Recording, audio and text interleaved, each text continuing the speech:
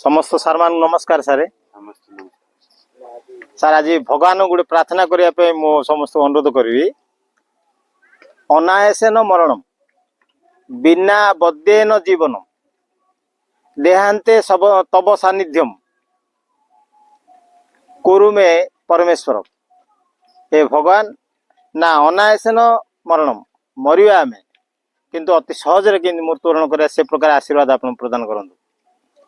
बिना बद्येन जीवनम जत दिन पर्यंत आम संसार बंचिक रहा बिना बद्यर बोले डॉक्टर साहाय्य बिना आम कि बंची पार से आप साहाय्य करूँ। देहांते तब सानिध्यम देहर अंत समय जो मृत्युवरण करूँ आपण सानिध्य केमी प्रवेश करूँ से आशीर्वाद करूँ। एति मु प्रार्थना करुचे परमेश्वर।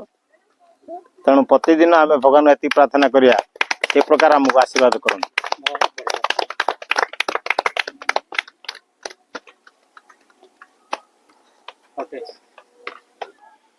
तक्र अर्थ संस्कृत तक्र अर्थ चल्ला सार चल्लार उपकारिता उपर पढ़ली तार मत श्लोकटा मन पड़लानी जदि चल्ला से जुगर था भगवान महादेव नीलकंठ हो न था से पान करते भगवान विष्णुंकर वर्ण श्यामल वर्ण हो न था इंद्र परी बोले देवराज मध्य तार असुंदर शरीर हो न था।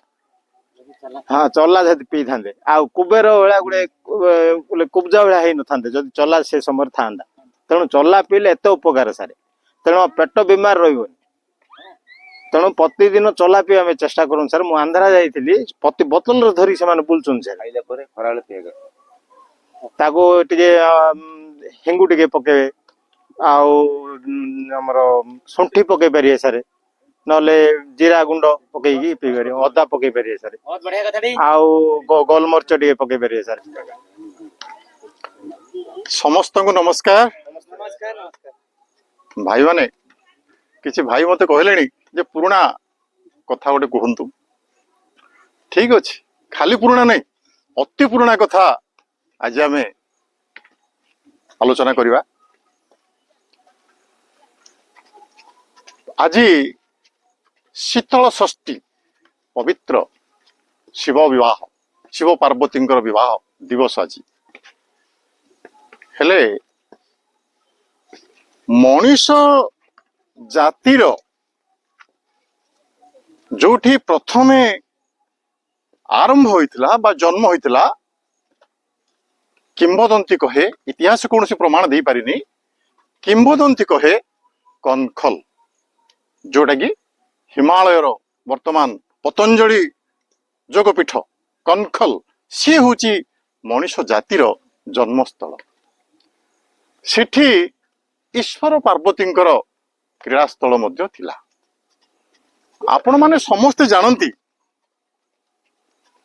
दक्ष प्रजापति रजांकर अनेक कन्या थिला विभिन्न किंबदंती विभिन्न संख्या कहूची तथापि अनेक कन्या थिला।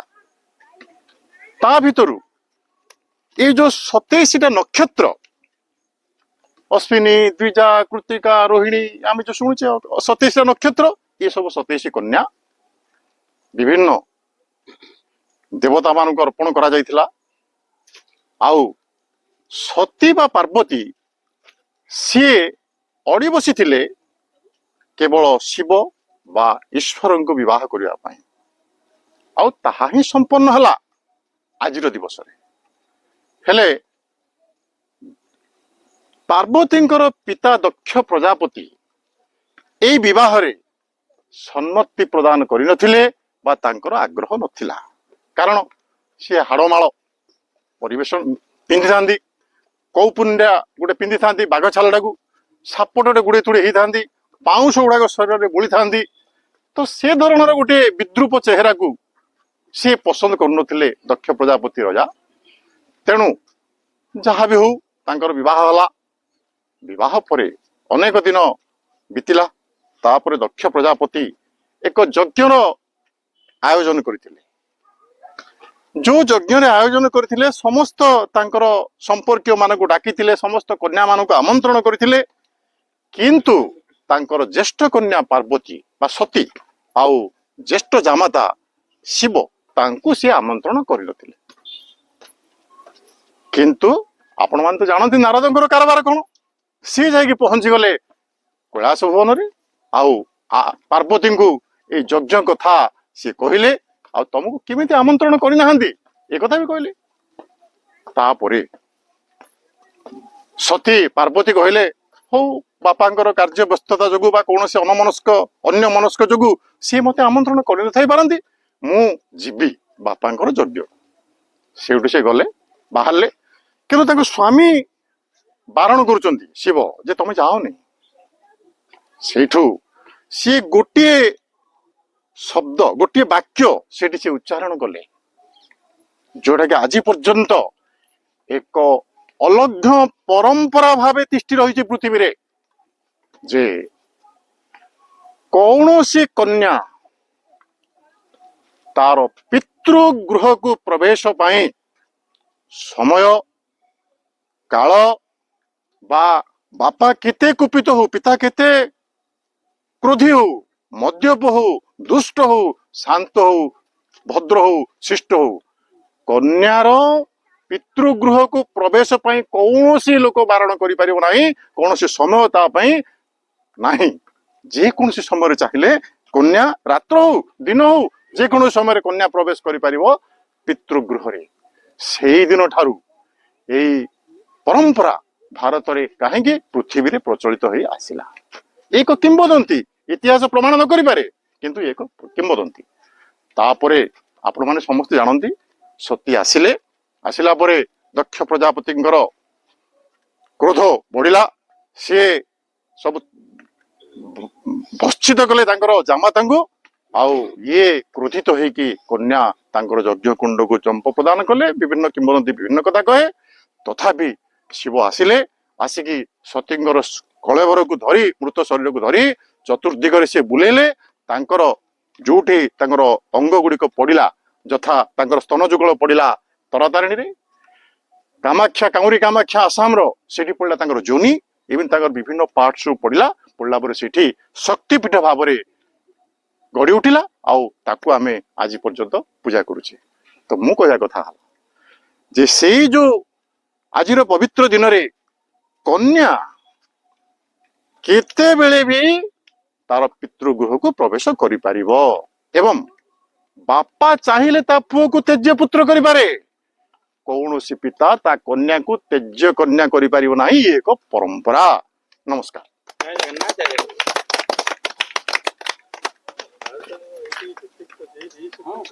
ହରି ଓମ୍, ଜୟ ଜଗନ୍ନାଥ। ଆଜିର ଏଇ ପବିତ୍ର ଶୀତଳ ଷଷ୍ଠୀ ଯାତ୍ରା ଉପଲକ୍ଷେ ଆମର ଅମରେଶ୍ୱର ମନ୍ଦିର ପ୍ରାଙ୍ଗଣରେ ମହାଦେବ କିପରି ସୀତାଙ୍କୁ ପାର୍ବତୀ ମାଙ୍କୁ ପାଇଥିଲେ, ପାର୍ବତୀ କେମିତି ଶିବଙ୍କୁ ପାଇବା ପାଇଁ କଣ କଣ ତାଙ୍କେ କରିଥିଲେ, ସେ ବିଷୟରେ ମୁଁ ଟିକେ ଆଲୋକପାତ କରିବି। କାଳିଦାସଙ୍କ ଦ୍ଵାରା ରଚିତ କୁମାର ସମ୍ଭବ କାବ୍ୟରେ ପାର୍ବତୀ ମହାଦେବ ଶିବଙ୍କୁ ପାଇବା ପାଇଁ ଘୋର ତପସ୍ୟା କରିଥିଲେ, ଏବଂ ପାର୍ବତୀ ହଉଛନ୍ତି ହିମାଳୟଙ୍କର ଝିଅ, ସାର ଯୋଉ କହିଲେ ଦକ୍ଷ ପ୍ରଜାପତିଙ୍କର ଝିଅ। ହିମାଳୟ ପର୍ବତରେ ଅନେକ ଦେବ ଦେବୀ ବାସ କରନ୍ତି, ଦେବତା ମାନେ ବାସ କରନ୍ତି। ପିତା ହିମାଳୟ ପର୍ବତ କହିଲେ, ଝିଅ ତୋର ବୟସ ହେଲା, ଏତିକି ଭିତରୁ କୌଣସି ଗୋଟେ ଦେବଙ୍କୁ ତୁ ଚଏସ୍ କରେ, ବାହାଘର କରିବା। ସେ ମହାଦେବ ଶିବଙ୍କୁ ବାହା ହେବା ପାଇଁ ଚାହିଁଲେ। ମହାଦେବ ଶିବଙ୍କର ବାସସ୍ଥାନ ହଉଛି ଶ୍ମଶାନ, ନା ତାଙ୍କର ଘର ଦ୍ୱାର ନାହିଁ, ପୋଷାକ କିଛି ନାହିଁ, ଆମର ବାଘ ଛାଲ ପିନ୍ଧନ୍ତି, ଏବଂ ଶ୍ମଶାନର ପାଉଁଶ ଯୋଡା ସେ ଯାକ ତାଙ୍କେ ବଳି ହୁଅନ୍ତି, ଏବଂ ବିଭିନ୍ନ ପ୍ରକାର ବିକଟାଳ ରୂପ ଧାରଣ କରି ତାଙ୍କେ ଅତିବାହିତ କରନ୍ତି, ଯାହାକୁ ଦେଖିବା ମାତ୍ରେ ଘୃଣାର ଭାବ ଜାତ ହୁଏ। ସେ ପ୍ରକାର ଗୋଟେ ଦେବଙ୍କୁ କଣ ବାହା ହବ ବୋଲି ତାଙ୍କର ବାପା ହିମାଳୟ ପର୍ବତ କହିଲେ। ତଥାପି ସେ ମହାଦେବଙ୍କୁ ପାଇବା ପାଇଁ କଠୋର ତପସ୍ୟା କଲେ। ଏମିତି ଗ୍ରୀଷ୍ମ କାଳରେ ଚାରିଆଡେ ଅଗ୍ନି ସଂଯୋଗ କରି ଏବଂ ସୂର୍ଯ୍ୟକୁ ଅନେଇକି ଗୋଟିଏ ପାଦରେ ଠେରୁଥିଲେ, ଏବଂ ଶୀତ ଦିନରେ ହିମାଳୟ ପର୍ବତର ବରଫ ଜଳରେ ସ୍ନାନ କରିକି ଏକ ନୟନରେ ତାଙ୍କେ ଭଗବାନ ମହାଦେବଙ୍କୁ ସ୍ମରଣ କରୁଥିଲେ। ଦିନେ ଏ ପ୍ରକାର କଠୋର ତପସ୍ୟା ଦେଖିକି ମହାଦେବ ଦିନେ ବ୍ରାହ୍ମଣ ବେଶରେ ଯାଇକି ତାଙ୍କ ନିକଟରେ ପହଞ୍ଚିଲେ। କହିଲେ, ଝିଅ, ନା एते देव देवी सब तोर पहाड़ तुम पिता घरे बास करुँच आईन कौन नदी गोटे कौन तुम गोटे जानिया झीड़ी है ए प्रकार गोटे श्मशानवासी को तुम विवाह करने चाहूच जा रही पार से पार्वती कहले जे आपण जड़े ब्राह्मण ब्राह्मण आ ब्राह्मण हूँ मोर पूज्य तेणु मु आपणकर कथा मुझे खराब भावुनी नले आपन जीव मु काटी दे था जो प्रकार हाँ मोर प्रिय जे भगवान महादेव विरुद्ध जो प्रकार आप वाक्य बाहर मोर आप पाटू जेहेतु आप पूज्य बोली मुझे कहवाई साहस पाऊनी मुझे क्षमा मागुची किंतु आउ थे आप कहे मुझे जीव काटिदेवी तो ये प्रकार भगवान महादेव स्नेह देखिकी प्रेम देखिकी तांगे निजे प्रसन्न हेले और स्वयं भगवान महादेव तांको विवाह कले ये प्रकार कठोर तपस्या रे निजर स्वामी को पाई Parvati Jagannath, today's thought of the day.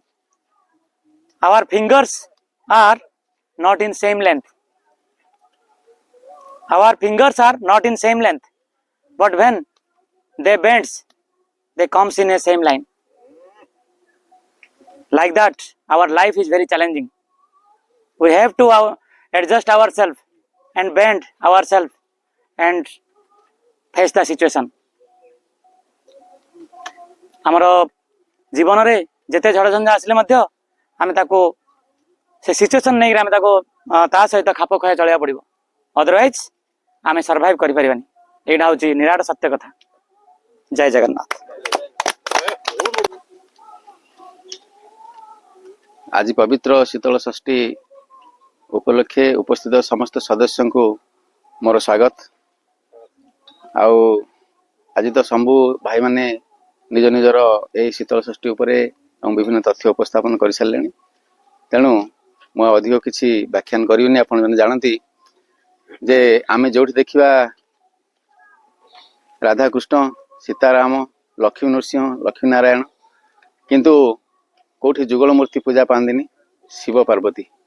Shiv गोटे आड़े मुह कले पार्वती आ गोटे आड़े मंदिर था किंतु आज गोटे पवित्र दिवस ज्येष्ठ मास शुक्ल पक्ष षष्ठी रे शिव पार्वती उभय जुगल मूर्ति पूजा पाती। तेणु आज शिव बा मंगलमय दिवस तेणु ये दिवस रे आमे आज विभिन्न तथ्य उपस्थापन भाई माने कले शीतल षष्ठी उपरे एवं विष्णु भाई उपस्थापन कले जे life itself is a challenge एवं सबू चैलेंज को फेस करिया पड़ियो। तेणु आमे ए पवित्र दिवस रे शपथ नेबा कि सबू जाग समस्या आम आगे आसिले मध्य आमे ताको अतिक्रम करिबा। जय Jagannath. Now time for photography. Okay. आज जो थॉट ऑफ द डे